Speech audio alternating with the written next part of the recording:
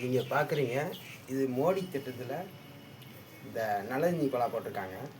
அது செவத்தோரமாக வந்து பிடிக்க முடியாது.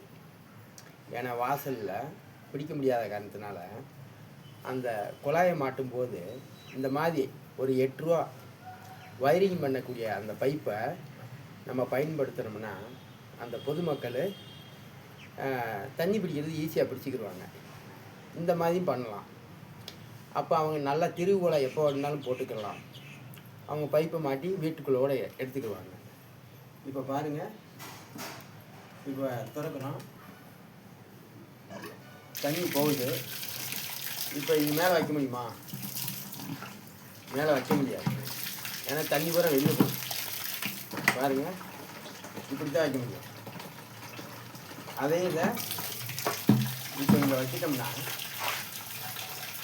இந்த சின்ன இதை மாட்டினாலும் கூட போகும். பாருங்கள், எப்படி எடுத்து பிடிச்சிக்கிறோம். இந்த சின்ன பைப்பை மாட்டினா பிடிச்சிக்கலாம். அதை காட்டி கொஞ்சம் பெருசாகவும் மாட்டோம். பாருங்கள், மோடியுடைய திட்டம். இந்த மாதிரி ஒரு 8 ரூபா பைப்பை மாட்டினாங்கன்னா தண்ணி பிடிச்சிக்கலாம். செவத்தை ஒட்டி 2 இன்ச்சு தான் கேப் இருக்குது. செவத்தை ஒட்டி 2 இன்ச்சு தான் கேப் இருக்குது. அதில் தண்ணி பிடிக்க முடியாது.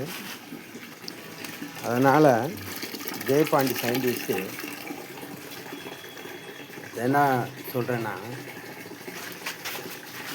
இந்த பைப்பை வந்து நம்ம இந்த 8 ரூபா செலவழிக்க முடியாதா?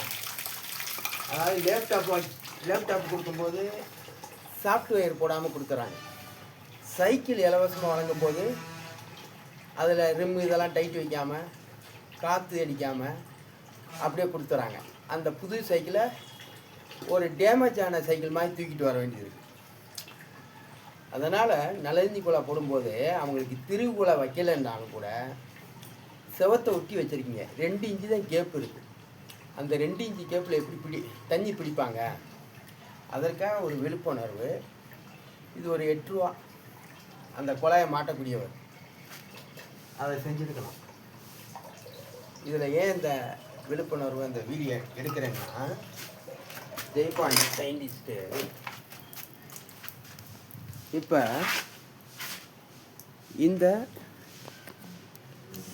வீடியோவை நான் ஜெயபாண்டி சயின்டிஸ்ட்டு எதற்காக எடுக்கிறேன்னா, மோடி அவர்கள் இந்திய அரசியல்வாதிகள் ஒரு மாணவனுக்கு சைக்கிள் இலவசமாக கொடுக்குறோம்ன்றீங்க.